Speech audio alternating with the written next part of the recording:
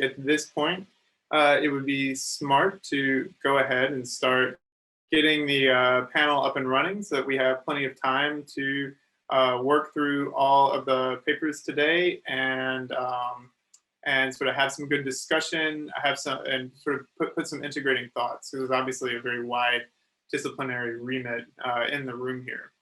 So I just thought I'd say very briefly, it's my pleasure to speak on behalf of the organizers who will introduce themselves in a second.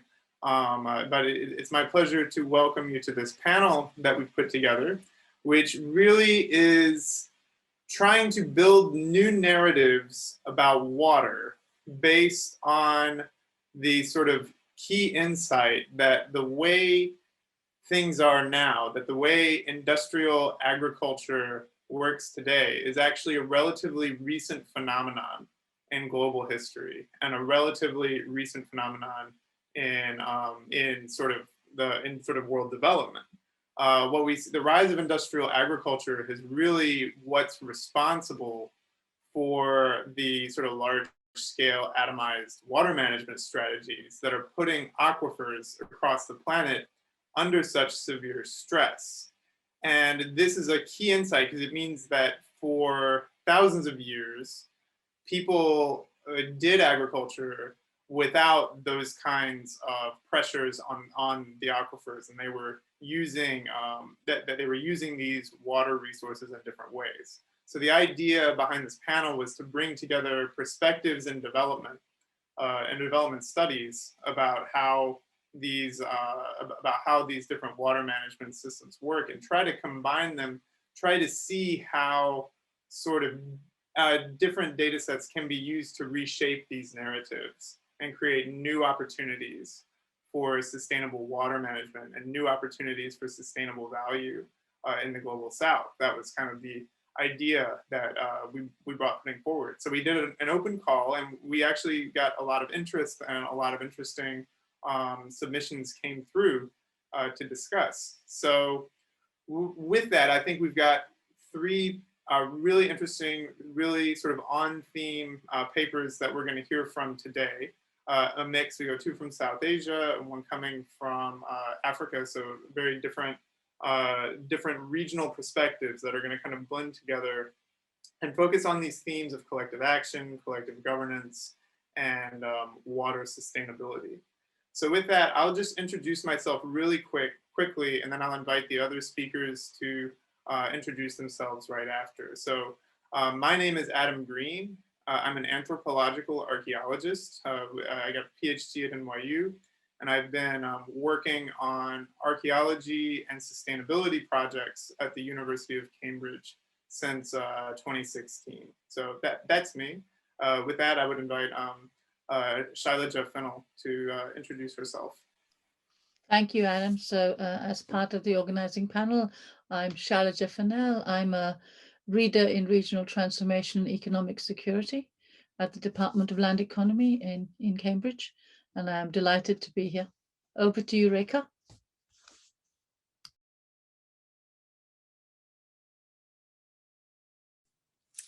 Hi, I'm Rekha Bhangaonkar. I'm a postdoc at the Department of Land Economy, University of Cambridge.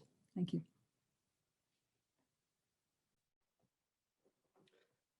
Hi, I'm Ambi Karamchedu. I just finished my PhD in June in development studies at Manchester Global Development Institute. And my topic was on political economy of agrarian change under economic liberalization in Telangana. Hello, good afternoon, everyone. My name is Pamela Katic. I'm a senior social scientist at the Natural Resources Institute, University of Greenwich. I was previously based in West Africa, working for the International Water Management Institute, and that's where I implemented the work that I will present to you today. Thank you.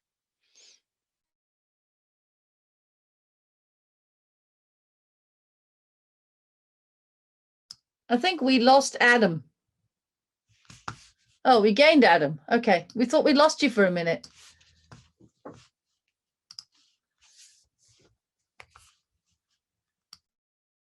You're muted, Adam. And maybe frozen. Okay, so let's just see if he gets back in.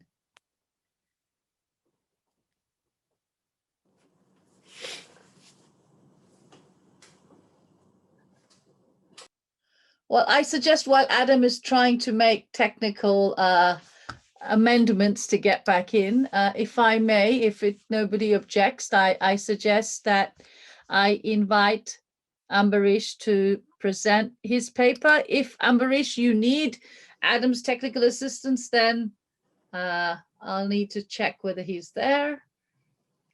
Yeah, Adam, are you there? seems to be cutting out. Yeah. But do you need Adam to be there for your session? I'm here. I'm here. Good. Hopefully that's all the all There the was a moment of high drama. bugs. Wow. Okay. So let's see. So with that, we'll move into our first paper today. And we're going to YouTube here. And just let me know. I'll launch the screen, and please, someone who can see the screen, let me know if you can see once I get it up. We'll shout. Okay, you should be able to see a blank YouTube screen. Yep, that's right. Yeah, and I'll just advise, turn up your volume Okay. if possible. Thank you. My PhD thesis on the political economy of tuber irrigation in Telangana, South India.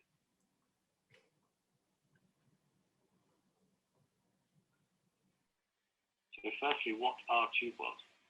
Tube wells are a form of groundwater irrigation where water is extracted through electric or diesel submersible pumps from underground aquifers. Water then flows to the surface through PVC tubes to irrigate a field.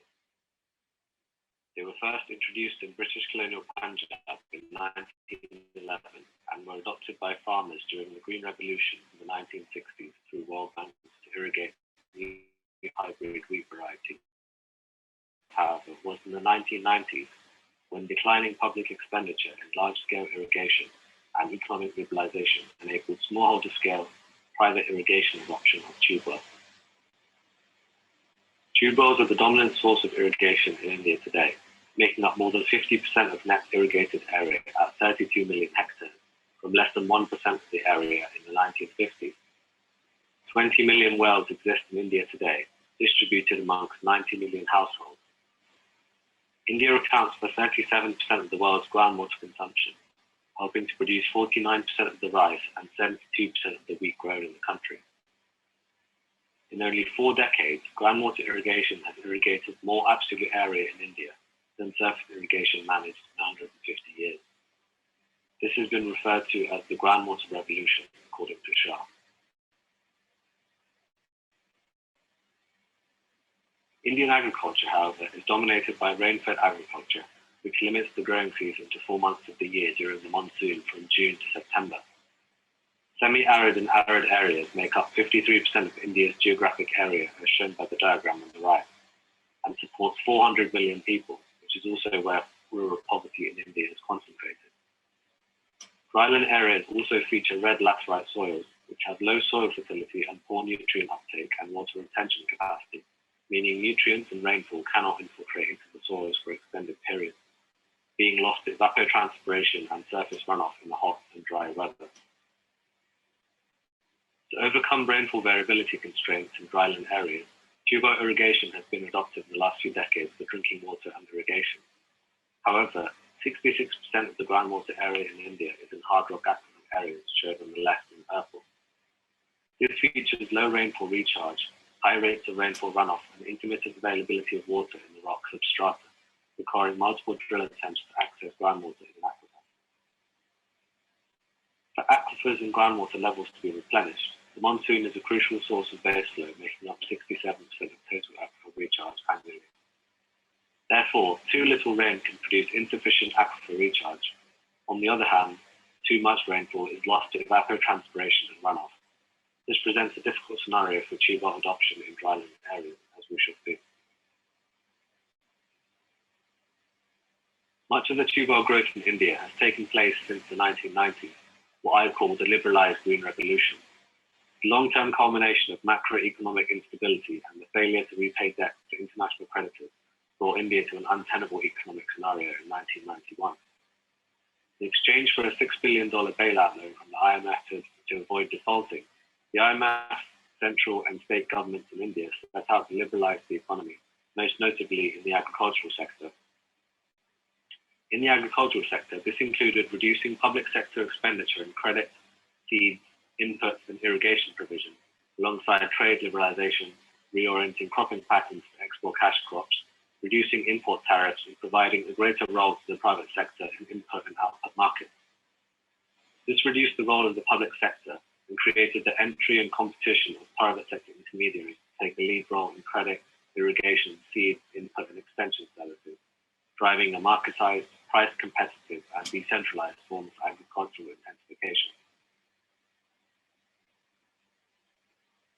Liberalization rapidly increased tubewell adoption in India through the private sector. The competition of irrigation firms brought down prices from $10,000 in the 1970s to $1,000 in the 1990s, enabling farmers to install tubewells through informal credit. Credit-backed credit on zero collateral required farmers to pay just the annual interest repayment to take out a new loan. This made it easier for poor and rain-fed smallholder farmers to adopt the technology. In addition, the Indian government instituted electricity subsidies for farmers to incentivize tubewell adoption, which has resulted in a dramatic increase in irrigated area. Electricity subsidies increased from $4.4 billion per year in 1996 to $10.5 billion per year in 2020. These subsidies, however, were largely maintained during this period for political expediency for governments to secure a farmer voting base, given the dominance of tubewells in India. This presentation focuses on the state of Telangana in South India. It is largely a rain-fed semi-arid state with low monsoon rainfall and hot and dry summers. 85% of farmers have less than 2 hectares. During the 1990s, however, the state faced economic crisis as debt levels increased from $4.7 million to $10.5 million between 1980 and 1995, increasing the interest repayments on these by 12 times. The Chief Minister Chandrababu Naidu soon sought to reform the economy out of crisis through liberalization, being referred to by The Economist as the state that would reform India, enacting reforms in agriculture earlier and more vociferously than other states. Smallholder farmers were responsible for much of the tubewell growth in Telangana since the 1990s, as it increased by 6 times in irrigated area from 200,000 hectares to 1.2 million hectares in 2018, outstripping all other irrigation sources. This is also evident in the fact that 87% of all tubewells owned in the state are by smallholder farmers themselves. These farmers were overlooked in the original Green Revolution in favor of larger farmers in fertile northwestern states, as Telangana was a difficult agro-ecological environment to adopt crops due to its aquifers, soils, and climate. Since the 90s, however, thanks to the explosion in formal credit provision with minimal collateral and flexible repayment terms, as well as price competition by private irrigation firms, smallholder farmers have been able to adopt tubewells en masse. However, this rapid tubewell adoption has taken place in a difficult soil and aquifer environment. Telangana is dominated by hard rock aquifers and red soils, which have heterogeneous water availability, low infiltration rates from rainfall, and high rates of runoff and evapotranspiration. As Kamana, this means often less than 4% of the monsoon rainfall reaches aquifer for recharge. To aid groundwater expansion, the Telangana government since 2018 expanded free 24/7 electricity for groundwater, the first state in India to do so. This rapidly increased adoption in Telangana but depleted aquifers at the same time, as we will see subsequently. In my fieldwork, I studied one village in Telangana in Nalgonda district called Kacharam, examining how tubewell irrigation adoption changed the agricultural political economy for farmers in terms of debt relations, cropping patterns, and agricultural outcomes. 100% of the farmers in the village grow cotton rain-fed as their cash crop, and per capita income per day is $1.20. It is a largely illiterate village with 19% adult literacy rate, and farmers have an average land holding of only 1.2 hectares and annual incomes of less than $2,000. Farmers largely rely on agriculture as their main income, but also agricultural labor and construction labor in the dry season. The main finding from the fieldwork was that since tubewells were adopted in 2000, 89% of the 215 wells drilled in the village have failed, leaving only 24 working. These are cross-cutting across class, caste, and gender of the household head, flattening social differentiation into outcomes. The cost of tube wells incurred up to $1,500 for the first installation, and a further $500 to $550 for each drill attempt, making up more than 75% of the annual income of farmers in Kacharam, and being the single biggest source of debt. The fieldwork found that private sector intermediaries such as tube well firms were both the irrigation extension advisor and salesperson, which was a massive conflict of interest, encouraging farmers to keep drilling new wells every time a new well failed. Informal credit providers developed a parasitic relationship with farmers, extending loans annually on minimal collateral and requirements only to repay the interest. However, this increased cumulative indebtedness and interest repayment. Furthermore, the lack of public provision of irrigation extension meant that farmers could ride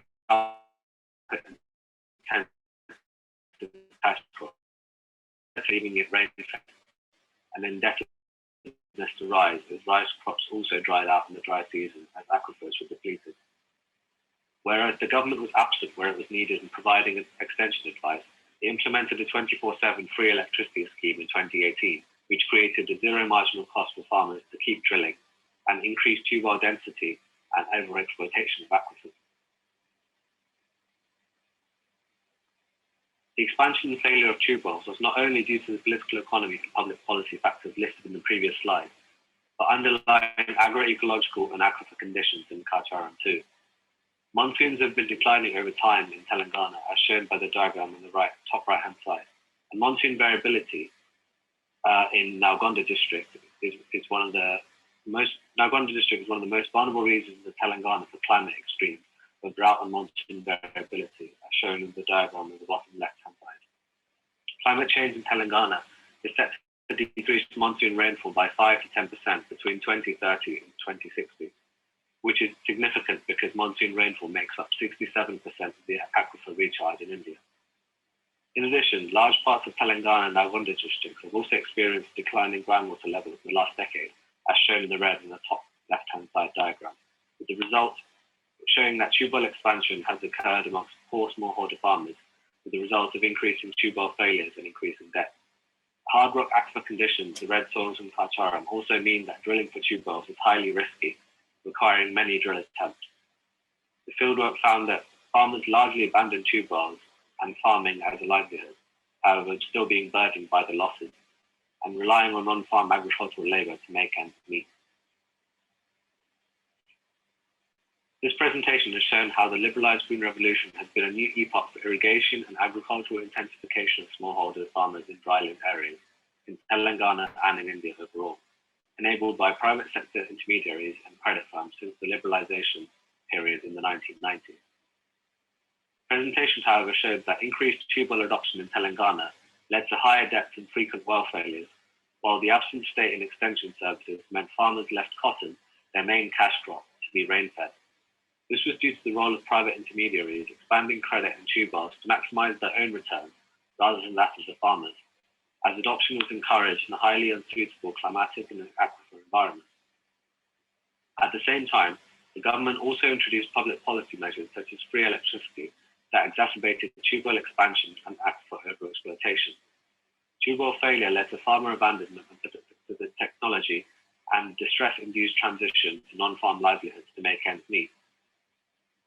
Tube wells in Kacharam paints a cautionary tale of similar experiences elsewhere in dryland parts of India, such as in Maharashtra and Karnataka, with conditions set to worsen with climate change of hotter, dry monsoons and increased floods and drought extremes. Furthermore, it is a cautionary tale of attempts made to copy India's Green Revolution in other country contexts in dryland areas, such as in sub-Saharan Africa. Thank you for listening.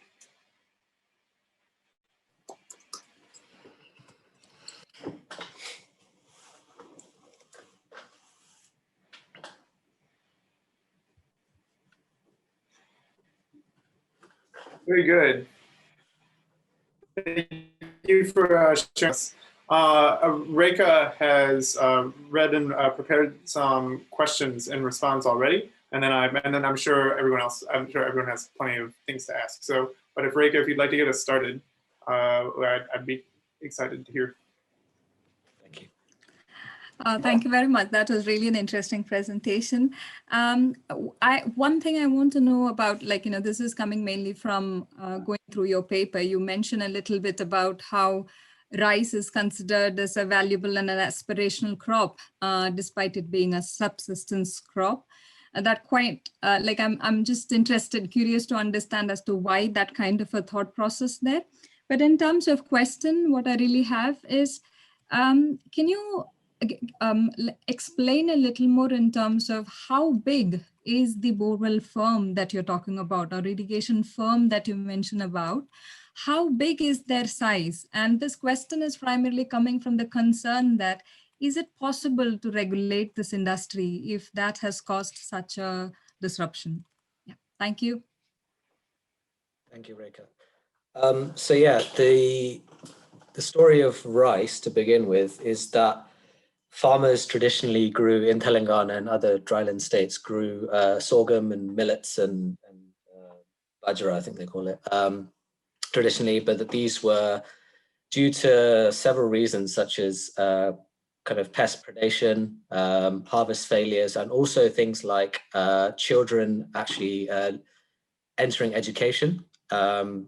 Households lost labor to take care of, to keep the pests and vermin away from the fields. So it was no longer seen, as well as changing market conditions where they relied on markets a lot more for food consumption, healthcare, education costs, things like that.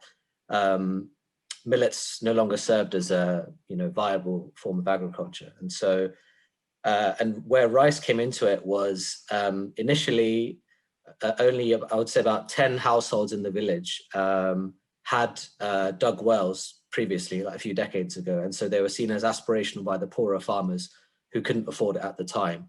And so rice was seen as a cultural symbolism towards affluence and success. And as soon as smallholder farmers could emulate the kind of the larger, relatively larger holder farmers, they did so. And they did that through the mechanism of informal credit, and which turned out to be unwise, given that the rice dried out when they tried to grow it due to aquifer depletion, and they ended up leaving cotton as rain-fed, which was caused kind of a dual failure. And in terms of the size of borewell firms, so these are often just 1 or 2 person enterprises, but there's high number of them, but they're often just 1 or 2 people. So the question of regulation is very difficult because it's they're often in rented space, so it's not as if they have a permanent address, and they're not something that are easy to map. But they are numerous wherever in nearby towns and peripheral kind of rural peripheries to villages. So yeah, that's a difficulty.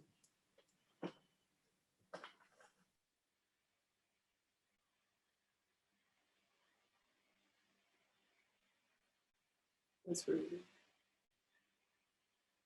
Yeah. Are there any other questions in the? Yeah, Shailaja. Thank you so much, Ambrish. It's really interesting to hear a very different view on millets to the ones that we've been following. So I completely agree with the challenges of millets in terms of both being small grains so that they'll be eaten by birds, and also the children having to chase away the birds. I mean, that's a story that we've heard in West Africa as well, like in Gambia, where they've moved to rice.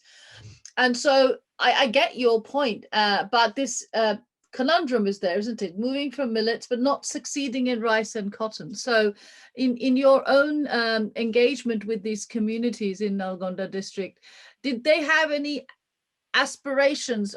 Were they thinking to move out of agriculture or a different kind of agriculture, or what was the narrative? Was it one of hopelessness or alternatives?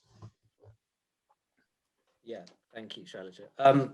So it differs generationally. So the older generation of farmers saw themselves as the last generation that will farm, because for them, farming was a livelihood they inherited from their parents, and the land, the practices, and so they'd never entered education to be able to go into other fields. And the other problem is also agricultural and construction labor isn't enough to make ends meet. And so farming is kind of continues to be a necessity, mostly for kind of cultural reasons. And also there's this kind of belief in one day a golden harvest will come from cotton, because it did arrive at some stage early on, but then due to worsening rainfall conditions, it hasn't since. So there's still a hope that if we keep sticking with cotton, it's going to, on the one hand, dig us into risk and debt further.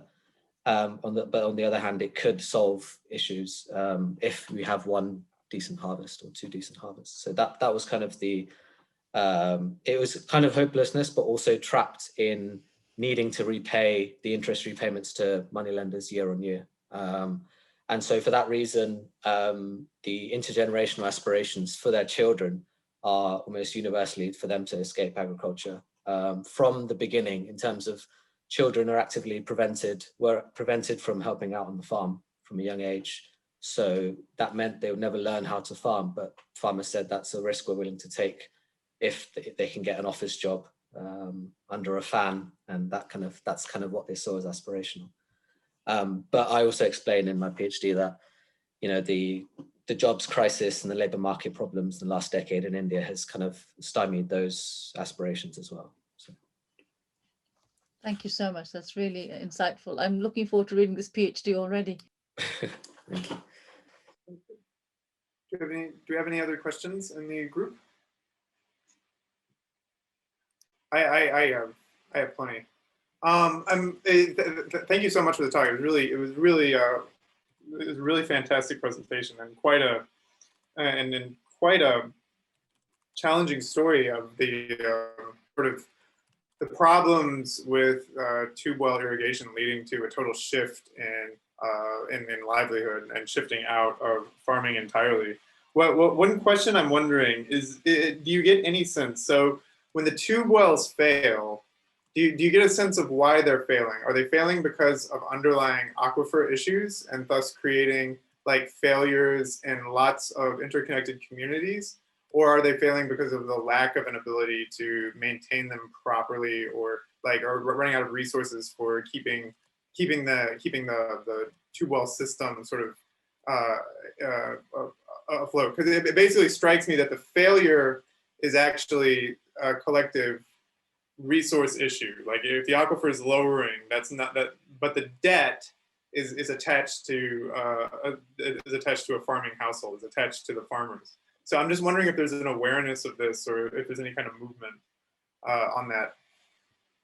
Yeah, so yeah, as you say, it is an issue of kind of collective failure in the aquifers. But the problem is it's multifaceted. So as I said, like there isn't really much regulation or involvement of irrigation extension per se as a concept for groundwater. And so this is mostly given by the irrigation firms themselves. So the answer to a failed well, according to the irrigation firm, is to drill another one.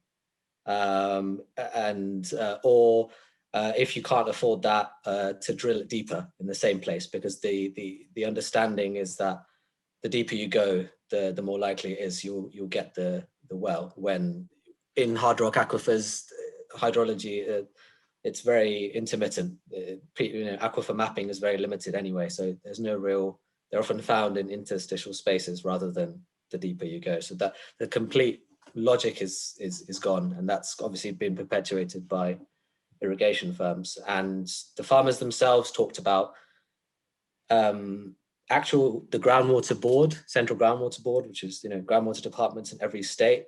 They're mostly in the capital city or like several kilometers away, and I think only 3 or 4 hydrogeologists are assigned to every district. So you think of like the complete disconnect from that aspect. So it's both lack of information, kind of this predatory reliance on the irrigation firm, and the aquifer conditions themselves. Yes, Shailaja? Should have asked this before, but you triggered that thought in my mind, Adam. So, Ambrish, Nalgonda seems to be very specific, as you say, the particularities. And I was just thinking, and maybe this is misguided, but given the powerful presence of the Deccan Development Society, particularly in Andhra Pradesh, and the work they're doing in Medak, which is something that, you know, we're interested in on our Tigris project. Was there any sense of exchange across districts? I accept the point of the local state being, you know, uninterested, but what about civil society? And is there any of those kinds of exchanges? Again, you might say it's already in the thesis, and I really need to read the thesis, but please.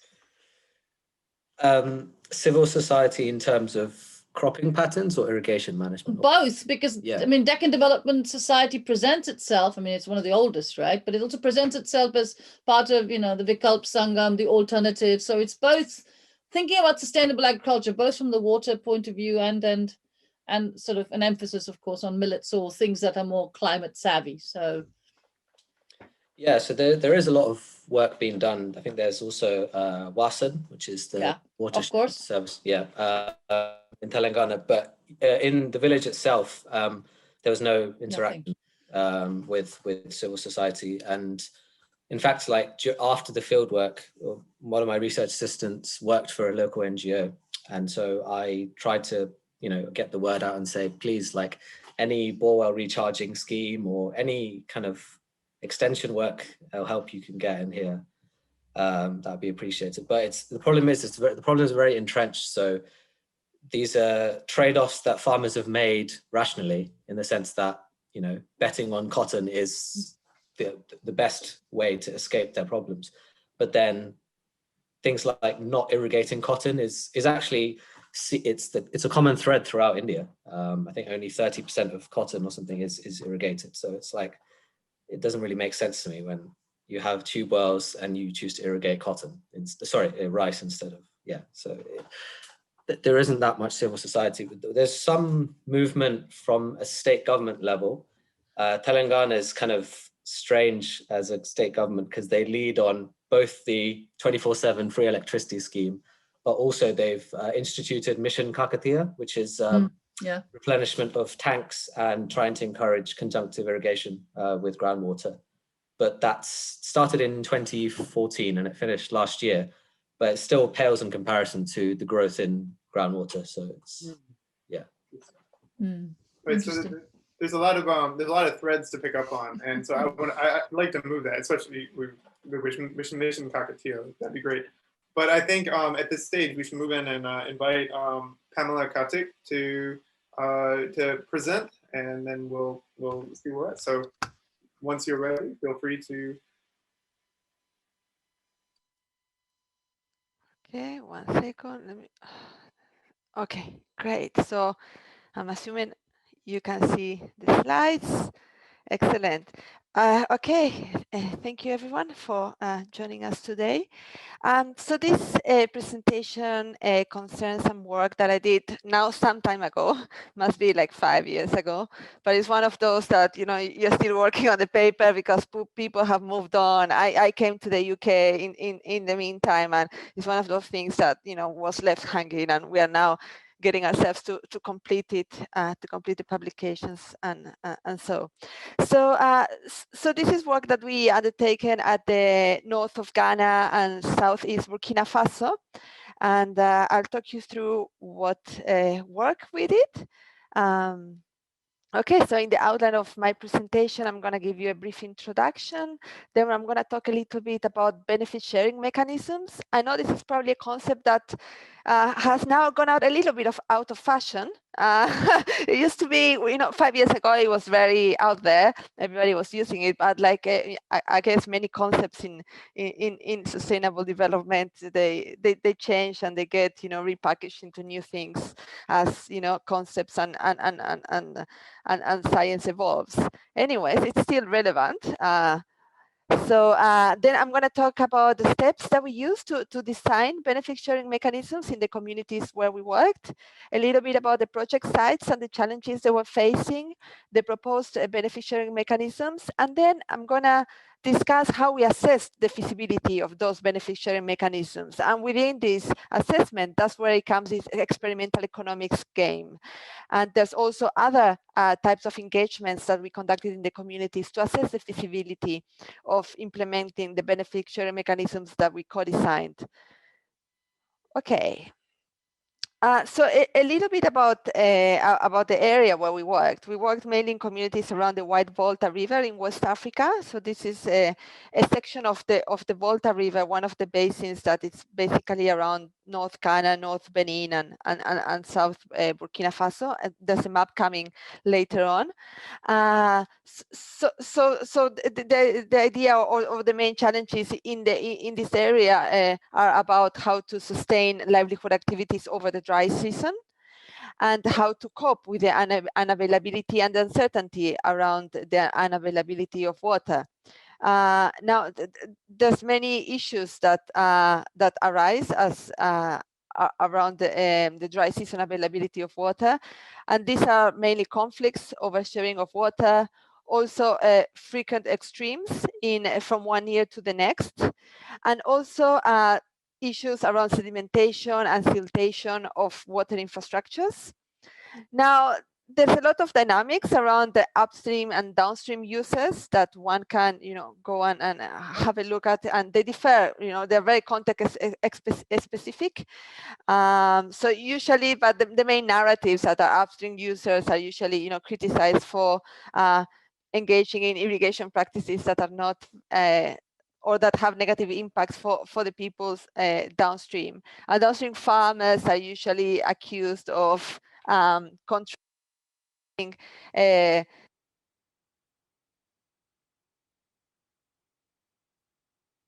You've become mute, Pamela. Sorry. Oh, I have a small button here in. Okay. and it fell on my lap and got pushed in. Sorry about that. Okay. So anyways, what are benefit sharing mechanisms, in case you haven't heard about this, or in case it's been a while since you heard about this? So the idea is that they try to redistribute the benefits of the water within a watershed. So we are trying to achieve equitable benefits for everyone in a certain catchment. And basically, they can take many forms, but they're usually agreements of different forms between all the stakeholders. So they don't only entail the water users themselves, but they also entail engagements with local organizations, industries, government, NGOs, and other stakeholders. And they focus mainly on two areas. So the first one is about how we use and how we distribute water and land resources, ensuring that the environment is protected. And also they are focused on financial and other benefits and how we share those benefits among all the people involved in the area. Okay, so in terms of the steps to design a benefit sharing mechanisms, well, there's not a right and wrong here, but this is the approach that we took when we visited the communities.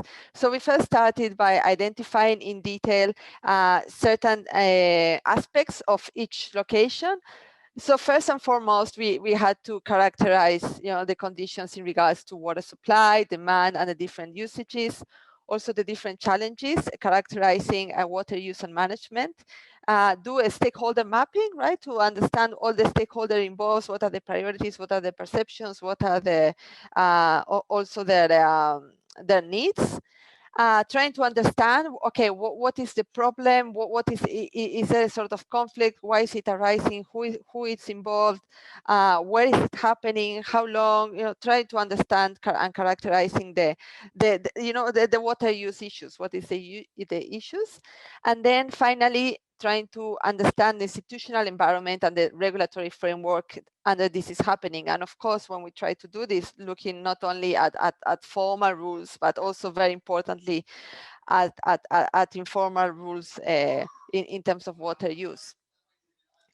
Okay, so then based on all this, work that at the beginning of trying to characterize, the let's say, the hydrosocial environment in each community. We try to identify specific cases of winners versus losers in terms of benefiting from the use of water in these areas. And then through different mechanisms, we co-designed with communities different types of benefit sharing mechanisms based on each context. We then mapped the conflicts and the issues in relation to water.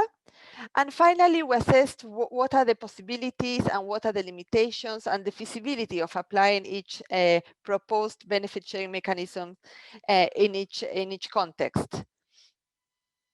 Okay, so this is just two maps around the project sites. So this is on the left, we have Ghana. So this is the Upper East district of Ghana. And we worked in the districts, so the Upper East region of Ghana. And we worked in the districts of Baku and Baku West in 3 dams called Ampaliga, Asum-Sapeliga, and Nafkoliga. And then in Burkina Faso, we worked in the province of Boulgou, which is around the center south, a little bit towards the east. And we worked on 3 dams also, the Bidiga, Widugo, and La Duenda dams. Okay, so these are a few pictures that try to, well, some of them demonstrate a little bit what are the challenges that communities were facing in these catchments. So we identified a whole range of different issues. There were issues surrounding, well, extensive use of chemicals near the water bodies, inappropriate use of pumping machines, issues around conflicts between livestock herders and farmers. Of course, there's also, as it frequently happens, issues around management of water infrastructures and maintenance, and also that resulted in non-functional irrigation facilities, and also weak institutional arrangements.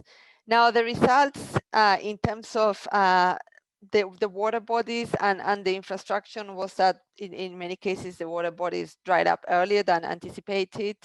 Siltation, it's very, very common, I would say, in more than half of these small dams in the area, and inequitable access to water and land around the catchments.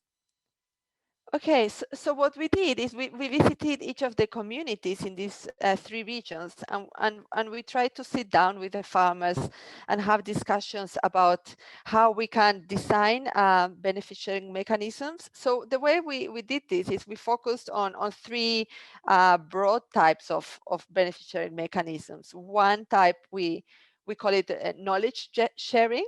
Then the second type, institutional and policy strengthening. And the final one, where there's an incentive that is provided in the agreement.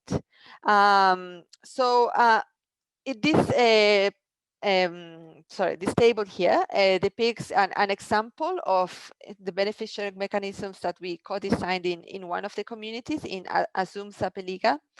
So, for example, in terms of knowledge sharing, we thought about, how the different water user associations can share ideas between how to manage the river, how to respond to different challenges, how to find different ways to protect the river and share the waters. In terms of institutional and policy strengthening in this community, there was a lot of problems surrounding the use of sand wining. So also we look at how to observe the buffer zone policy and how to implement that through the institutions that are active in this community. And then in terms of incentive provision, we thought about designing an award scheme that would reward farmers if they assisted in planting trees and grasses in the buffer zone of the river, and then also in the overall management of the river. And we also thought about how to collect funds to fund such type of mechanisms, and and how to reward also the farmers that were engaging in this type of conservation measures. Okay, so in terms of how we assess the feasibility of the benefit sharing mechanisms that were co-designed with the communities, first we mapped out conflicts related to water. So we did a participatory mapping exercise with each of the communities, where we first brought in a map, a real map, a GIS map of the communities. And we, next to it, we did a participatory mapping, and we asked community members to tell us, okay, this is where, to draw with us where is the river, or what they farm, where they farm, who farms where, where is the road, where, try through mapping to try to talk and try to inductively, try to understand where are the conflicts arising from and what are the factors shaping those conflicts. Then after that, a participatory mapping of the communities and how they use the water, we moved on to doing an institutional mapping. And here we try to understand which actors are important and may affect the use and the distribution of benefits of water in the communities. Then we just had a discussion in terms of the cost and benefits of the proposed mechanisms. And finally, the final step was to implement what we called a basing game, and trying to understand cooperation attitudes from community members, and whether these cooperation attitudes could be impacted or affected by the use of a regulatory tool.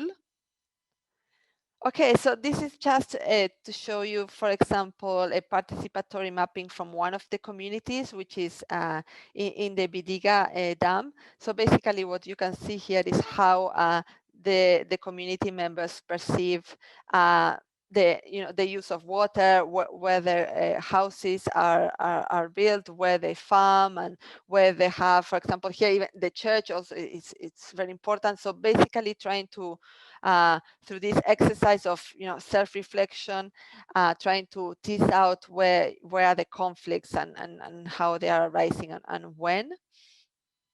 Then this is where the institutional mapping looked like. So we try to use, we did a lot of using these post-it notes, and we try to gather information with them and trying to discuss which actors are critical in the use of water resources, and try to also understand what is the relative importance, and also how they work with each other, which is very critical, right? When you're thinking about the feasibility of implementing a certain mechanism or a certain sharing or an incentive provision structure into a community. Okay, and this is just a table showing us some brainstorming that we did also with community members, trying to understand the benefits and costs of an incentive provision mechanism. This is for the Angpaliga community.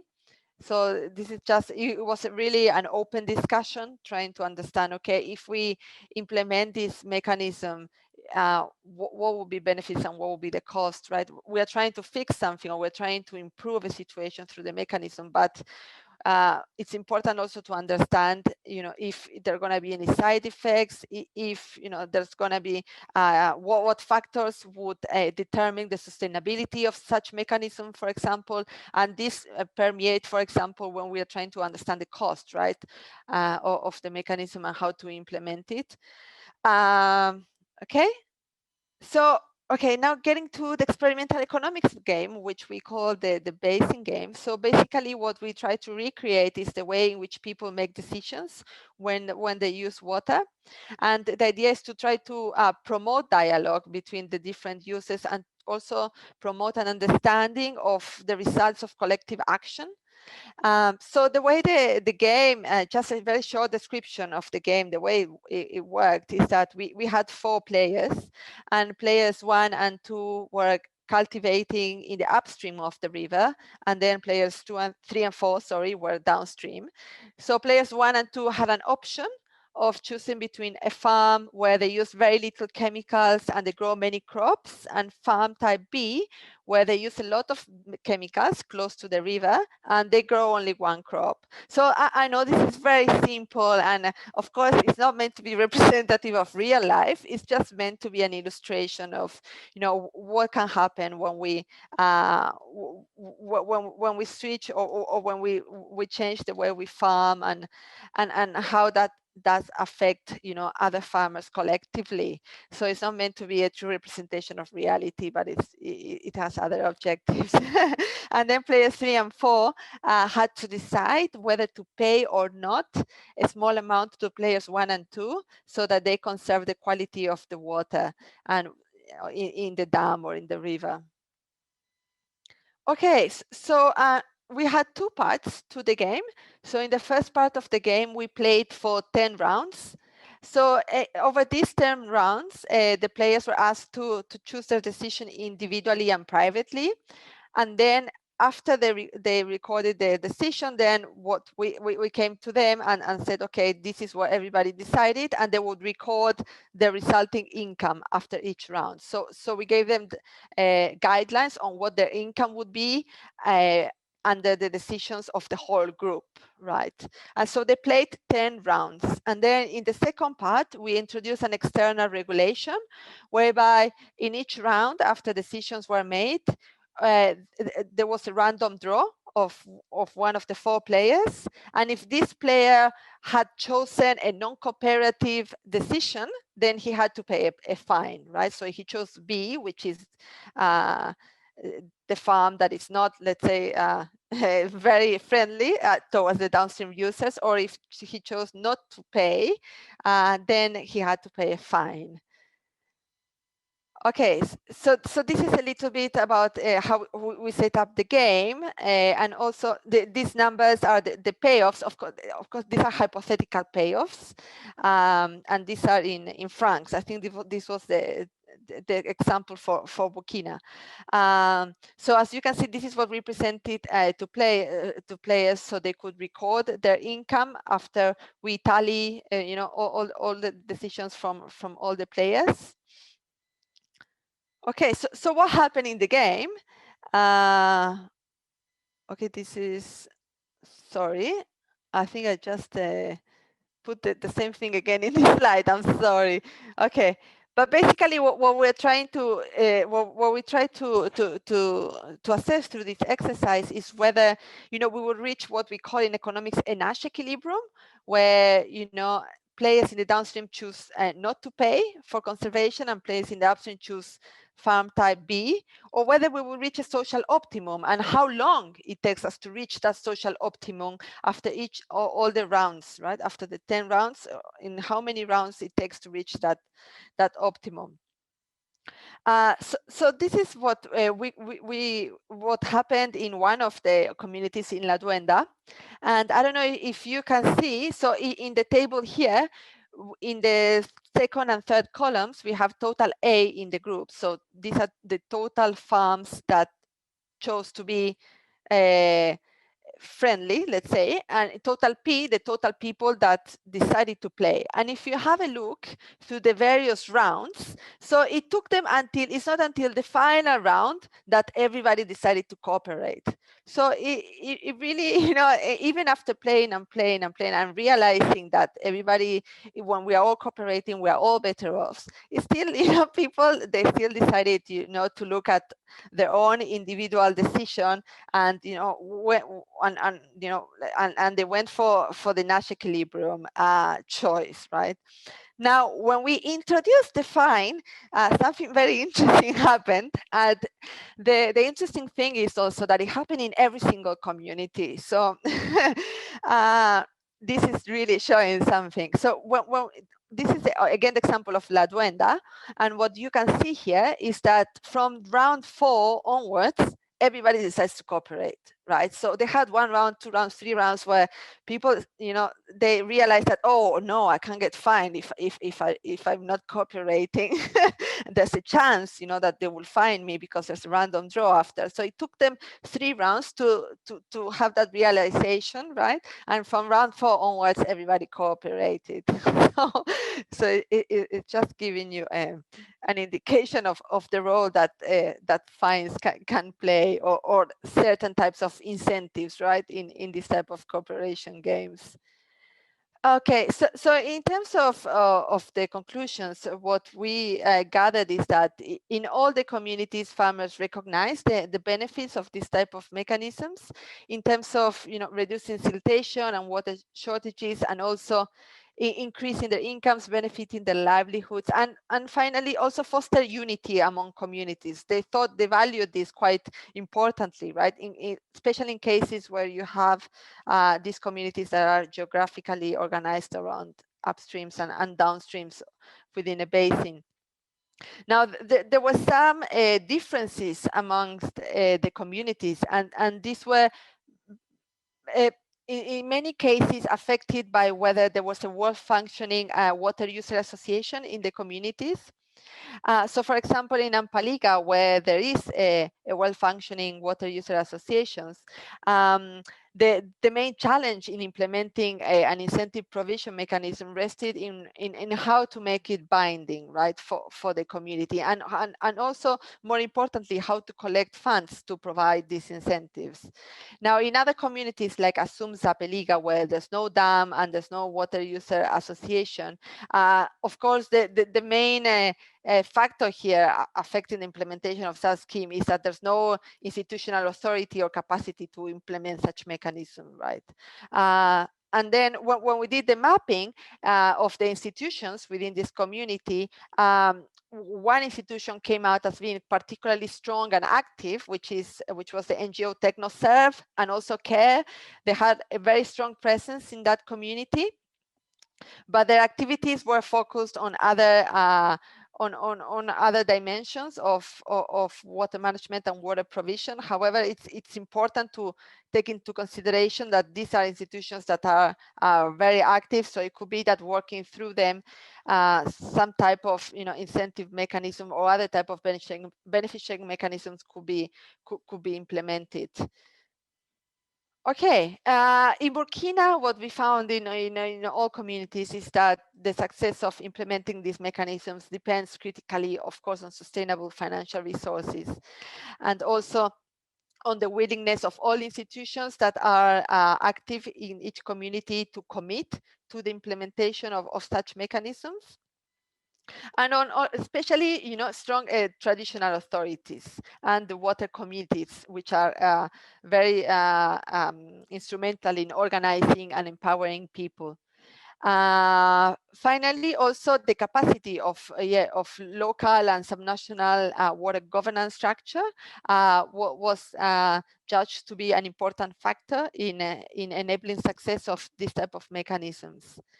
So in terms of the basin game, so what we gathered is that in the long run, farmers do realize the benefits of conserving soil and water, and also of paying for conservation. So there is a realization that it pays off, right, both individually and for the community and for the common good. However, when you introduce the fine mechanisms or another type of incentive to punish non-cooperative behavior, or it could be also to promote cooperative behavior, then this cooperative behavior happens much faster. Okay, and my last slide, I just wanted to provide here some key messages in terms of the mechanisms.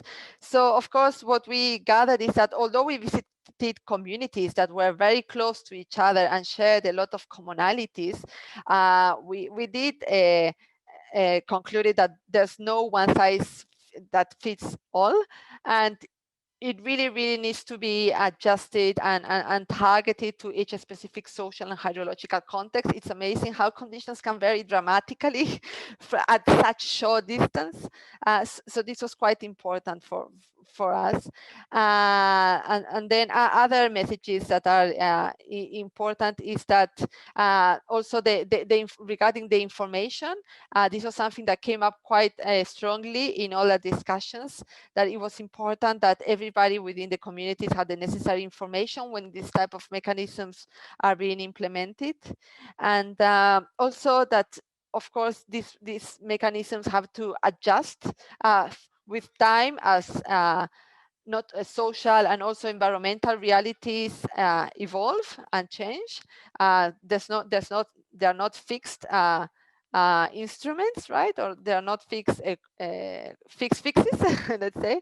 And also the benefit sharing mechanisms is not only PES, right? It's not only payment for ecosystem services. There's a lot of non-market driven benefit sharing mechanisms like knowledge sharing or institutional strengthening or other types of mechanisms that can be put in place to share benefits more equally, that are often more suitable or more sustainable in each community, or or they can start off with this type of, or with a certain type of sharing mechanism, and then from there, as capacities are strengthened, as knowledge it's shared, as people are better informed, then you can build on that and develop other type of mechanisms. So this is all for today. Thank you very much. I just want to acknowledge the CGIAR's WLE program that funded the work that was implemented to present today. Thank you.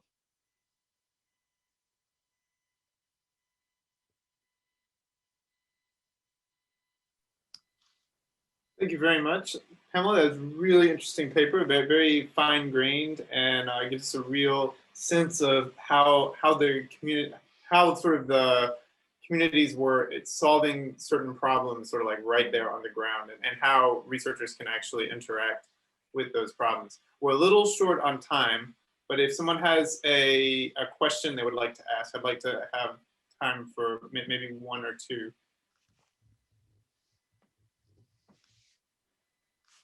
Okay, so in that case, I actually Adam, Tadashi has a question. Oh, Tadashi, I'm sorry, I didn't see it. Yeah. May I? Tadashi. So thank you very much for an insightful presentation. I'm relatively new in this area, so I apologize in advance if my question is out of point. So I have a rather theoretical issue to ask you. So benefit sharing mechanism, that reminds me of Ostrom's governing the common. Can you explain the difference between the two, or it's a part of the governing the common by Ostrom? Thank you. Yeah, no, I would say that it's of course very related, and I think all these type of mechanisms in their original theoretization, they stem from that type, from the managing the commons, of course. But it is, I guess, just one way of I guess converting it into praxis. Some of that theory, I wouldn't say all, but yeah, but some of it. Thank you. Yeah, Rika. This is just again to understand the context of the fieldwork that has been done. So how often do the upstream and the downstream farmers interact in your cases? That really depends on each side, to be honest. I mean, for example, in some sites, it's the same community, just different people, okay, upstream and downstream. In other sites, it's two different communities. But I would say, I mean, they interact very often. These are small sites, they're small dams. Don't think about a huge dam. They're small dams. So I mean, the interactions are, I would say, they are very, very, very, very, very frequent. Okay. But of course, the characteristics of those interactions are quite different yeah, between, you know, in some cases, for example, it's same traditional leader, you know, when it's the same, in others, no. And so, of course, you have different dynamics when that happens. Yeah, I can completely understand that, because many times we are able to see evidences of some form of collective action and cooperation at the village level, but even with the neighboring village, it becomes a challenge. And as you say, this challenge at different places, and then thinking of it as upstream, downstream, though it's really convincing. I was just wondering what was the size, just to get the context. Thank you very much for that. Yeah, and then sometimes you also happen that you have external actors coming in, like NGOs or different things, and they come and they, you know, they build something, right, in one of the villages, and anyways, it gets really complicated. All right. Great, thank you. So I'm hoping we can come back. I have a series of other questions to ask. It's really a really fantastic, interesting piece of work. But just to keep us in time, I think it would be good for us to go ahead and for Rekha, myself, and Shailaja to present our paper. I should also mention with our co-author Cameron Petrie, who isn't here today, to go ahead and present our paper. So with that, Rekha, I think I'm going to turn the floor over to you, but did you want me to share my screen for the presentation and just tell me next when you want me to change the slide? Okay. So we'll get that started. Okay.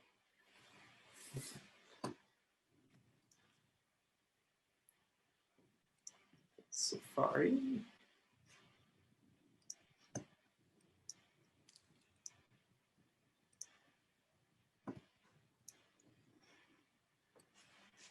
Can everybody see? Someone can make a noise so I can see, so I can hear. Yeah, Adam, I can see that. Thank you. All clear. Great. Okay, so with that, Rekha, feel free to take us away. Yeah.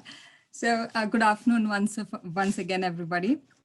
So first of all, I would like to thank you all for attending our paper on this panel, Managing and Reimagining Surface and Groundwater.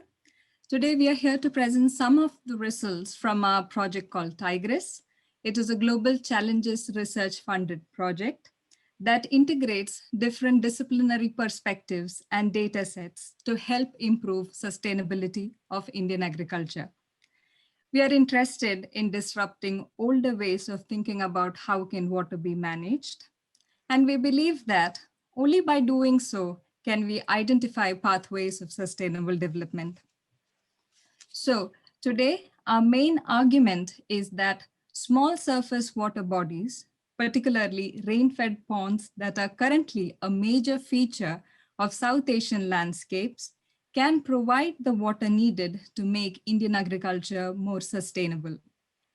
This argument is supported by the data from the past, which indicates that small surface water bodies have long been an essential element of South Asian water management. This is likely because they could be flexibly managed at different social scales, providing a mutual resource to multiple farms, entire villages, or even multiple villages.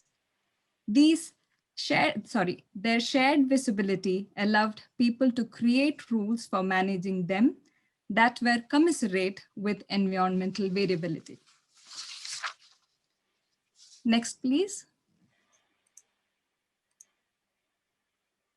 Okay. Thank you. Indian agriculture is also facing groundwater crisis. Over the last 50 years, there has been an uptick in irrigation water pumped from bore wells throughout India. This water was certainly needed during the Green Revolution, a major development initiative that increased the productivity of Indian agriculture beginning in the 1960s through the introduction of new wheat and rice breeds and the expansion of irrigated areas. The Green Revolution also highly individualized water use. The use of wells and bore wells intensified over the decades, driving the depletion of aquifer, a phenomenon across India. So next we introduce the definition of sustainability that we are using in this paper. I would request Adam to continue from here, please. Yeah, thank you, Reka. It's worth considering the role of valuing and creating sustainability. Sustainability is found at the intersection of human agency and ecological process and is usefully defined as an intersocietal ideal of equitable long-term relationships among social groups and their changing environments. We're interested in questions like, what role do intersocietal ideals have in development? How can interventions create ideals that promote sustainable livelihoods? One approach is to think about distinctions between what anthropologists call an edict perspective, or valuations that emerge from comparing different societies, and emic perspectives, or those that emerge from within particular societies and cultures. At present, engagements with sustainability are too often edic, emerging from scientific discourse and articulating according to scientific values. This alienates them from local forms of valuation. In the face of the looming climate crisis and aquifer depletion, few farmers are thinking about sustainability when they search for water for their crops. Rather, they must find the resources they need to support their livelihoods. Interventions that build sustainable collective action must translate the edict to the emic. They must take lessons derived from scientific data that are quite alienated from on-the-ground decision-making. This is why heritage, or engagements with the past and the present, have so much potential. Things that worked in the past are often valued in the present. This is why it is so important to make knowledge about the past available in the present. Distinctive features of our Tigress project is the application of knowledge from the past to the present. After all, South Asia has one of the deepest histories of agriculture that has been resilient in the face of processes of urbanization, deurbanization, polity emergence, imperialism, and colonialism. This is why our project includes archaeologists. There are many lessons that can be derived from this deep history, and archaeological and historical records are the best way to access these lessons. Prior to the colonial period, a wide range of water bodies provided farmers with the water they needed to produce multiple staple crops within the year. The long-term importance of these water bodies has been obscured by efforts to centralize and canalize South Asian irrigation, a colonial project that began in earnest during the 19th century. By contrast, small water bodies have actually played an important role in South Asian agriculture for millennia. In Northwest India, the use of diverse water management strategies extends as far back as around 3300 BC, when people first created agriculture villages prior to the emergence of the first cities. It is during this period that the earliest multi-cropping strategies emerged, with farmers timing the planting of different crops and combinations of crops to take advantage of winter and summer rains. Water entered agriculture through direct rainfall and runoff into watercourses that were charged by winter rains, and through rainfall, snowmelt, and runoff into water sources charged by the Indian summer monsoon. The agriculture that came from these varied water sources was immensely productive, and by 2600 BC, Northwest India supported the emergence of one of the world's first cities, Rakhigarhi, seen on this map here. Here we see a map of the distribution of settlements around the city. Each of these settlements had its own distinctive agricultural strategy. Not all communities made use of the same watercourse or water source. Diversity and local knowledge of water availability was the distinctive feature of these water management strategies. Rakhigarhi was abandoned by 1900 BC, and for nearly a millennium, there was no urbanism in Northwest India. However, rural communities continued to thrive, relying on diverse cropping and water management strategies that remained in place through the deurbanization process. The location of ancient settlements indicates shifts in settlement location toward areas that were likely to have received reliable rainfall. A wider range of water sources increased in importance, and farmers potentially increased their reliance on small rain-fed water bodies in distinct locations. Farmers thus appear to have used rain-fed village ponds to remain resilient in the face of deurbanization. The nature of collective action appears to have transformed between these phases.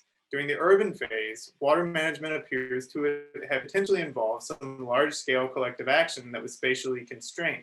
Small water bodies were certainly used, and the settlements along the major channel, at least some of the water, was ultimately certainly derived from these flows.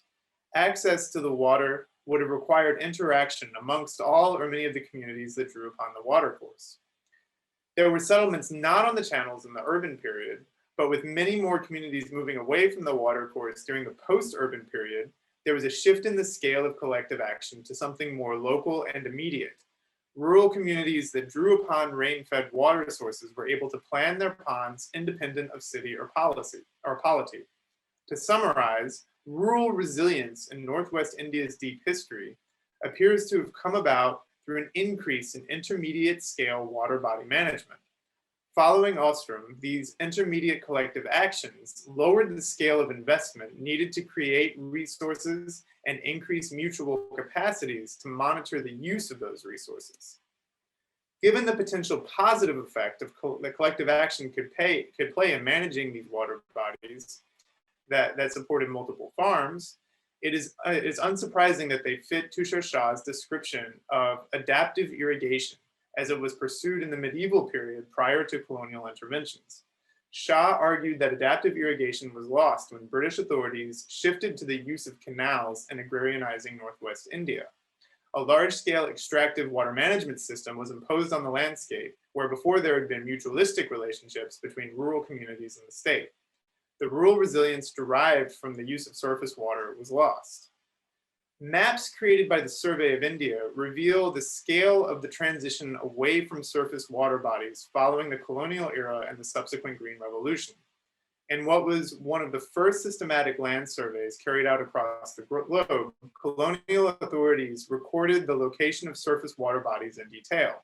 The Tigris team has systematically analyzed the maps covering the Amritsar and Jalandhar districts in today's Punjab. These districts are particularly important to Punjab's agricultural production today and were agrarian centers in the historical periods as well.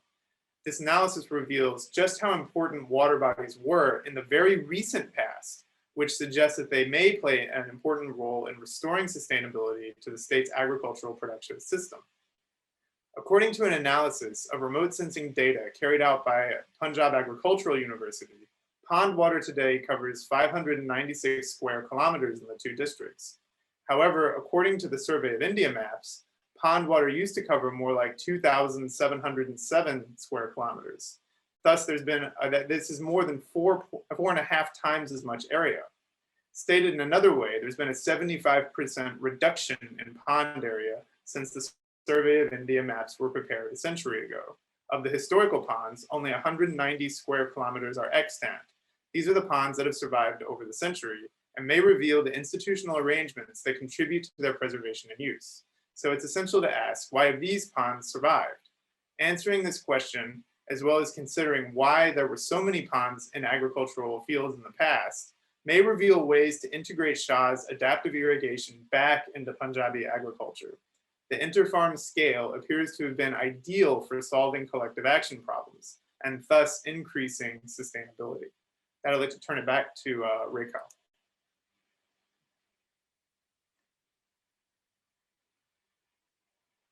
Rekha, you're muted. Yeah. Oh, no. Thank you very much. Okay. From the northwest of India, I wish to draw your attention to the state in Western India, the state of Maharashtra. A large share of the cultivated land in this state is classified as dry land ecosystem. Agriculture is traditionally rain-fed, and notably, the Green Revolution wave of the 1960s overlooked agricultural development in the dryland regions. Lesser availability of water than the naturally more water-abundant regions, such as the northwest of India, is one reason. Unsurprisingly, the average agricultural income here are poor and are also vulnerable to climate risks such as rise in temperature and disruption in seasonal rainfall patterns. Yet, sorry, can you move to the next slide, please? Yet the agricultural sector remains to be the main source of self-employment to a large section of the population. An aspirational policy strategy to improve and stabilize dryland agricultural income has been to drought-proof dryland agriculture. And the promotion of well-based or groundwater-based irrigation development is central to these development strategies. In this section of the paper, we present an evaluation of a particular drought-proofing initiative, namely the Farm Pond Initiative in the state of Maharashtra, to study about the opportunities and challenges in collective action for sustainable irrigation management. In 2016, the state government of Maharashtra announced policies to promote the adoption of farm ponds. Similar projects are supported by the World Bank with an aim to drought-proof more than 14 drought-prone districts of the state. Quite predictably, these schemes were oversubscribed. Next, please. So what are farm ponds? A farm pond is an open dugout structure of a recommended dimension placed at the lowest elevation in a farmland, such that the annual seasonal runoff can be channeled and stored in it for a later use. The standard dimension is 10 meters by 10 meters by 3 meters, and a farm pond can harvest approximately 250 to 500 cubic meter of rainfall runoff in a region receiving an average rainfall of 750 mm. These ponds are not designed to recharge groundwater tables, but are mere rainfall runoff storage facilities. They are lined with some material, mostly using plastic sheets in dryland regions to prevent water seepage. The relevance of these structures in groundwater management is that they may contribute positively or negatively to groundwater health. When used as a store for rainfall runoff that will supplement irrigation requirements, its contribution is likely to be positive. When used as a provision to store groundwater, its contribution may be negative. Groundwater is a common pool resource. It is also a scarce resource in the dryland region, and its effective governance is crucial in determining sustainability of dryland agricultural production system and stability of rural livelihoods here. Next, please. So now briefly introducing the studied community. On an average, this studied region receives an average annual rainfall of 700 mm. Kharif and Rabi are the two agricultural seasons, and farmers cultivate a portfolio of crops to spread the risk of dry land rain-fed farming. A mix of cash crops are cultivated in the Kharif cycle, and it follows immediately after the annual seasonal rainfall, and that water availability is better then. Cotton and lentils are the traditional cash crops, and a variety of millets are cultivated in the Rabi season for self-consumption. It is an agricultural extension agency that introduced horticultural farming in this community as a means to improve farm incomes. However, before introducing horticulture, the extension agency had convinced the community to implement soil and water conservation treatments in order to rejuvenate the already degraded natural resource base. The conservation treatments were planned and implemented under a micro watershed development program. Successful program implementation resulted in recharging of the groundwater tables. Farmers now had a reason to value investing in wells as a source of irrigation. Now, yet another project outcome was the initiation of a village-level institution for resource governance. Members of the local government were elected or nominated from the community and were responsible for monitoring groundwater use and maintenance of the soil and water conservation structures created or constructed through the project. Next, please. Now, regarding the land holding profile in the studied community, nearly 60% of the farmers are small holding farmers. As you can see from the table, the initial farmers were relatively large holding farmers who adopted, the initial farmers, I'm referring to initial horticultural farmers, were large holding farmers, but over the course of years, land holding has become less of a constraint to adopt horticulture. Foreseeing a rising irrigation demand due to changes in land holding patterns, the Agricultural Extension Agency encouraged the village local governance institution to enforce a rule to ban bore wells. As an alternative provision to meet the increased irrigation demand, farm ponds were introduced in the community. Notably, the introduction of the farm ponds in this community predates the government policy push for farm ponds in the state.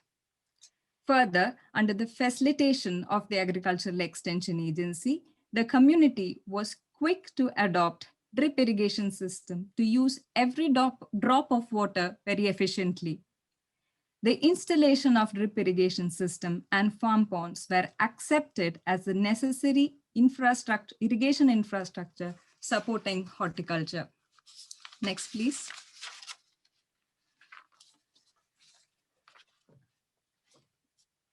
The average grape productivity of this community is higher than the state average. Farmers aspire to be horticulture farmers as it provides more income. They also think of horticulture farming as a strategy of being climate resilient. Irrigation could be assured through the water reserves in the farm ponds and be fed to each crop or each grapevine through the drip irrigation system. Further, engaging in horticultural cultivation also meant a higher social status. Next, please. So what are some of the observed consequences of thriving grape cultivation in dryland ecology? First, wells in the village proliferated. What we can observe is that the average depth of wells over the years have increased. However, the situation is still not alarming because the region belongs to a shallow aquifer. Second, the rule of ban on bore wells was no more effective. 3, farmers invested in having multiple farm ponds. And 4, the size of the farm ponds also increased, all implying that private costs in irrigation increased and the quantity of stored water also increased. Yet, grape remains as the star crops. So what can we infer from the experience of this community in terms of collective action? Next, please. The choice of the study village gave us an opportunity to understand long-term impacts of a drought-proofing initiative. What we find is that the Farm Pond Initiative has encouraged atomistic irrigation management. It has also weakened the village-level natural resource management institutions. Private investments in irrigation infrastructure has increased dramatically. Farmers perceived grape cultivation as an effective strategy for building climate resilience. Grapes are also an aspirational crop for other reasons, such as an assured market, ability to cultivate it at higher productivity, and also use of modern technology. So to summarize, collective action in the community ensured that horticultural crops were grown only under water use efficient conditions. And what we are referring to here is per drop efficiency, and that farmers organized themselves as grapevine farmers. Now I request Dr. Fennell to continue. Thank you. Thank you, Rekha. So if we look at both the historical relevance of water and how it's interpreted today, and then examine how a community, particularly that in Jalna, has thought about using water, what it does point out is moving away from the simplistic models of social interaction that have emerged through the Green Revolution period, because the focus was understandably on food production and the need to provide inputs. But what that did is result in quite a poorly defined governance structure for what was considered lesser forms of irrigation, that of pond and tank management. Consequently, the current models that we have to analyze how communities manage both ponds and tanks indicate that we are less than fully equipped to examine and analyze why small farmers adopt the kind of livelihoods improvement strategies they do. So why do they go for per drop efficiency? We never considered this term as an example. It also does not show us why there would be contestation between farmers. If they're all small farmers, should they not do the same thing, is what a template-based approach would argue. However, Shah's work very clearly points out that there are both intra-community conflicts and inter-community conflicts in terms of water use, be it pond or tank. One of the attempts in this paper, therefore, is to push forward into theorizing what kind of bureaucratic intentionality might be better suited to have more effective supply side interventions. Next slide, please.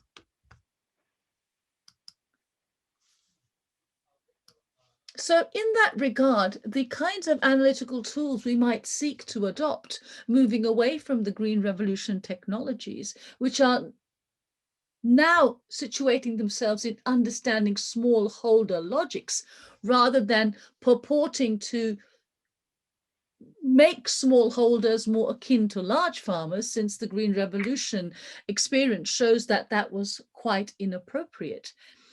Thinking through how smallholders, particularly in the more demanding climate difficult semi-arid regions, might adopt water use, might push us to think specifically about a more interdisciplinary water management system, one that draws on communities in terms of understanding the anthropology of water use, but one that also is able to bring in the institutional elements of that water use, be they the technical, the idea of scale, a small community versus a bigger community. In Pamela's piece, upstream communities versus downstream communities, that's the classic work of Peter Mullinger. But we find less of this understanding of heterogeneity using Ostrom's notion of it when we look at ponds and tanks, which are seen often as singular water bodies with identical individual families operating. And what we would like to emphasize through our paper is that we discover that smallholders may be far more concerned about short-term income gains because of the need to ensure livelihoods of income. But this should not necessarily be regarded as necessarily in conflict with longer-term features of water management.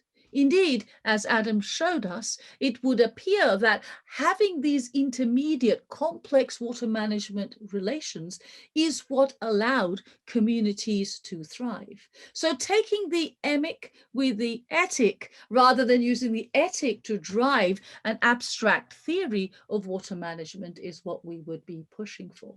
Next slide, please, Adam.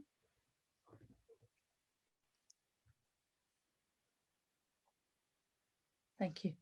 This is not just a matter for the case studies or for the particular water bodies we have studied. This is also something going forward, as India in particular has, in terms of the heritage implications, is identifying more and more historical sites where water has been a key feature. And in this slide, we have the areas in the traditional tank systems around which there was the building of human civilization. So these are natural bodies around which civilizations are built in areas of marsh, but also the creation of tanks, which is the picture on your right-hand side. And these are pictures taken by my colleague Lara Davis, who's an outstanding architect. And so this idea of taking the past and bringing it to the present day is something that continues and will demand a much more nuanced understanding of water management. Final slide, please.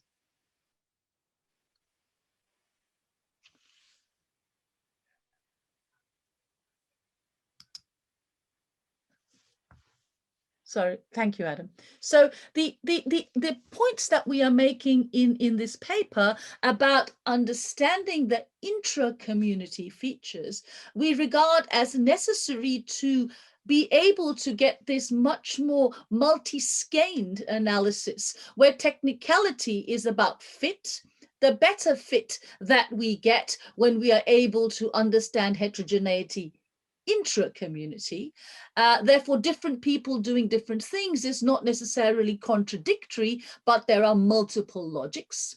The idea of interplay, that there could be intra and inter engaging with each other, but also the scale of governance, the technical scale, which does not allow the local administrative understanding of water to be different from that of the state or the national in the Indian context.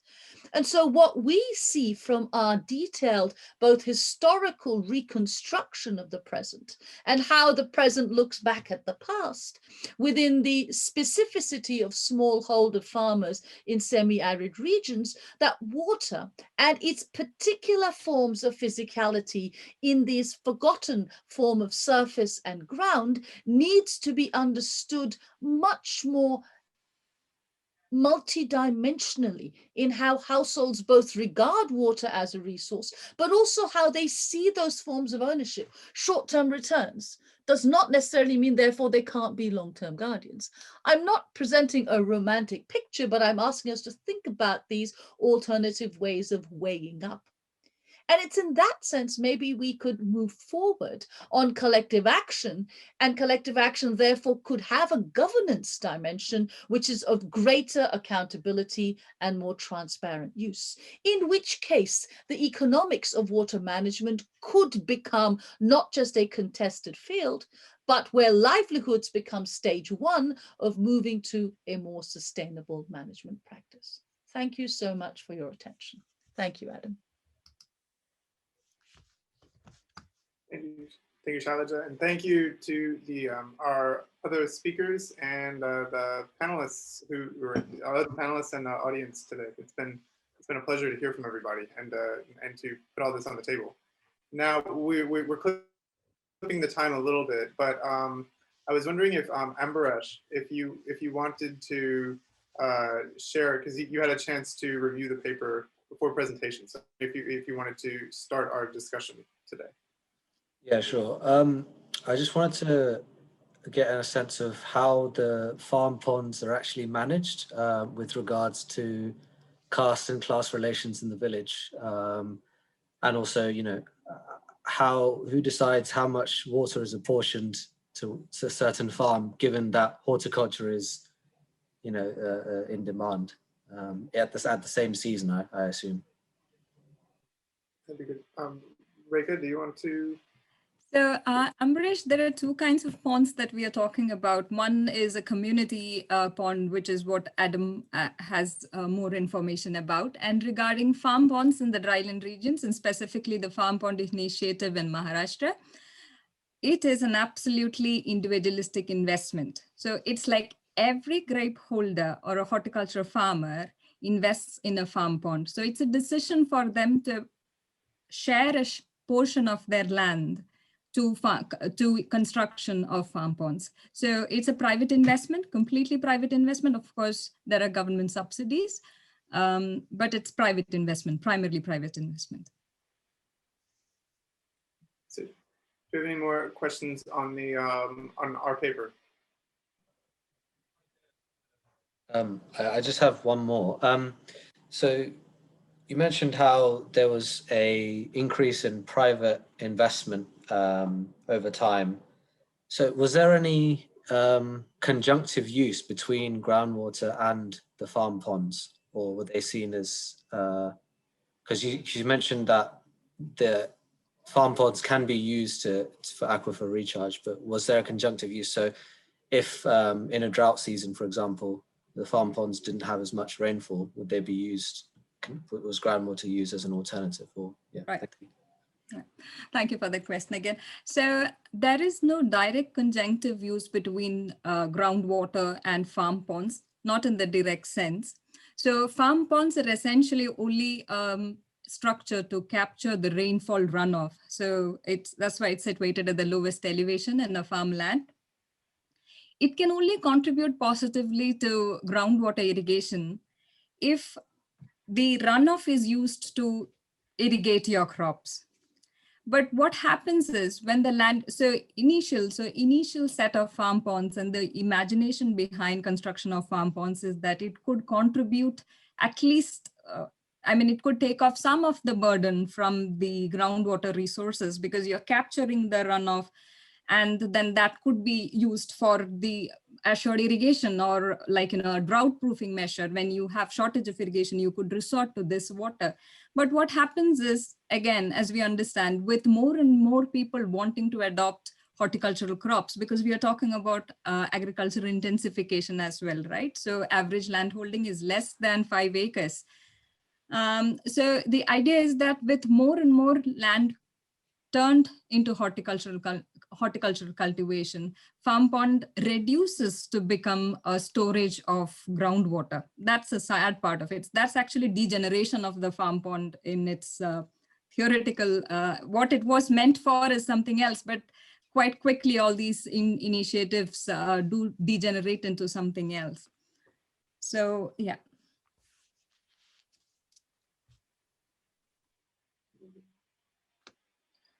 So thank you, Ambaresh, and thank you again for everyone for attending to the panel.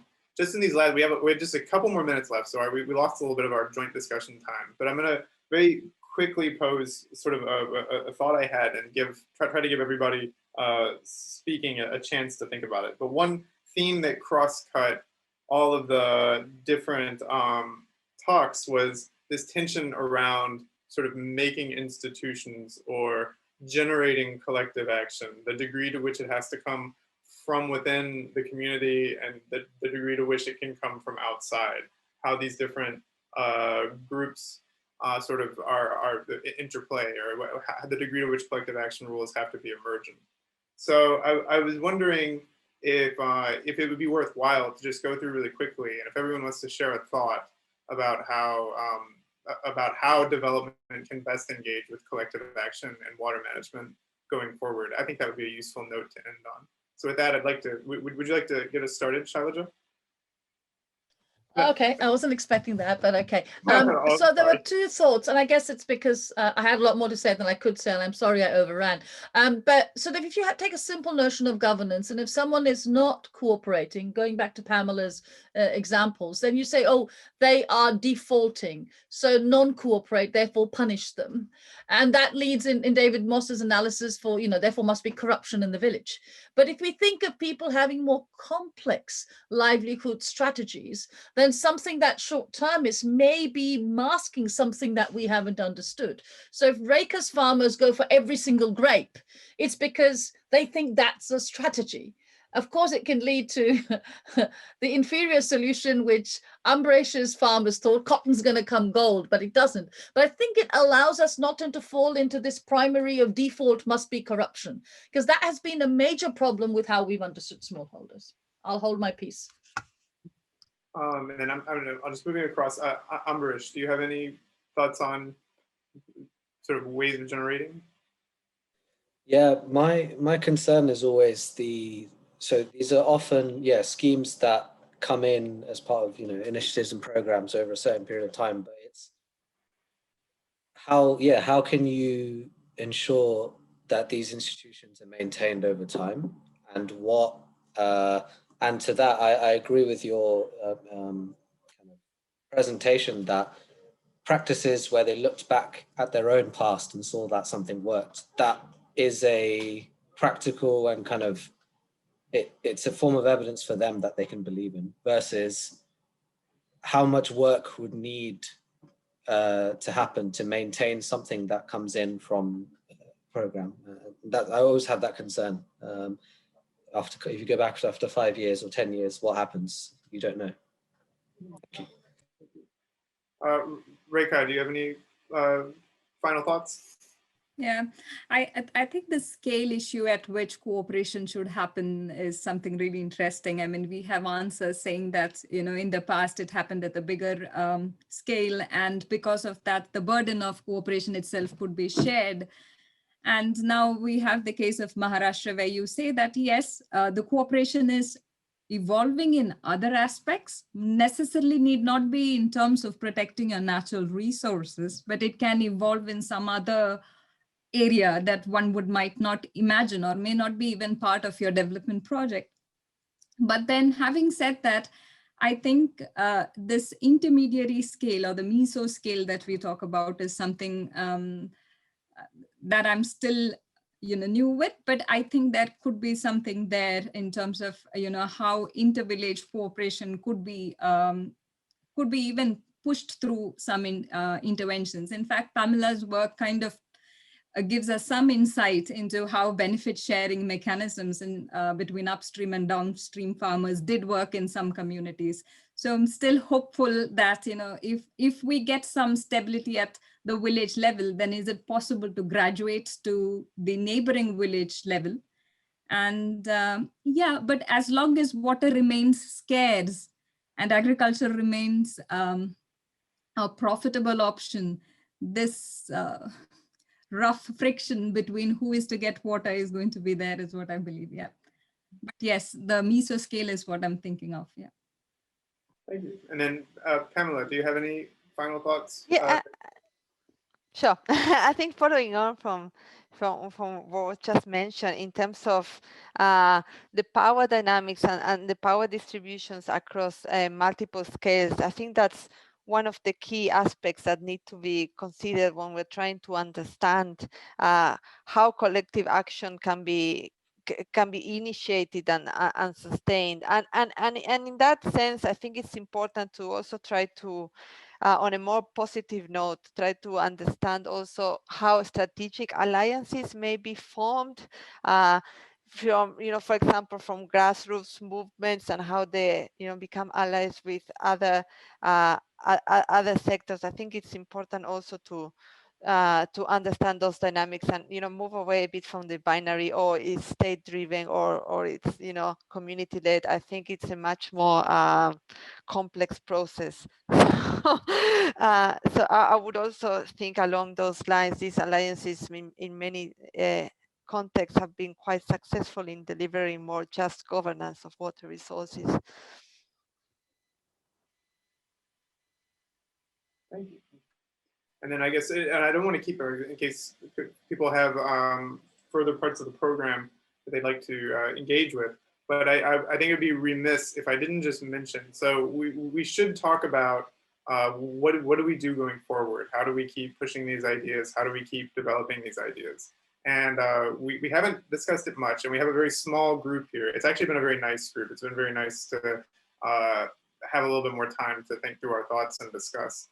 But I think it might be worth thinking about, and everyone please feel free to disagree or suggest something else, but I think it might be worth approaching one of the journals that have sponsored the conference and see if they would be interested in a special issue on approaches to water management, and that sort of can come out. And then perhaps, depending on the time frame, we can maybe run another panel to try to bring some more people into the conversation, some more work into the conversation in order to sort of flesh out that approach. So this would be a little bit more of a long-term approach than a short-term approach. But yeah, I guess at that I'll stop. Does anybody have any thoughts on that in that regard?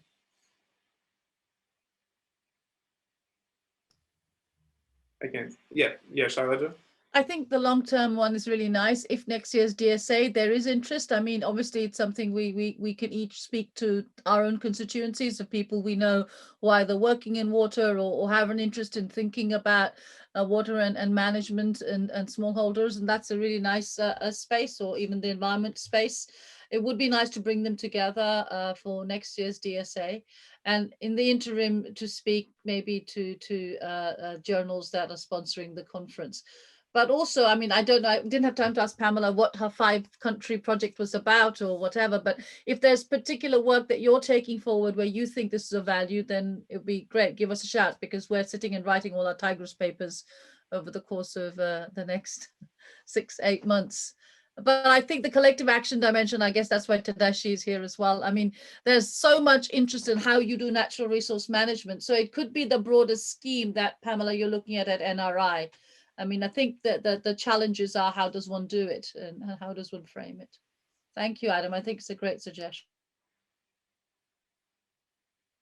All right, so with that, unless anyone has any final comments, I think we can sort of bring the panel to a close today. You can enjoy the rest of the conference. Again, I know I've said it several times, but thank you everyone so much for coming by. No, I learned a lot. I would love to read your paper, Pamela, when it's ready to read. And Ashish, if you, Amrish, if you think you can give us a copy of the thesis, I'd be delighted to read it too.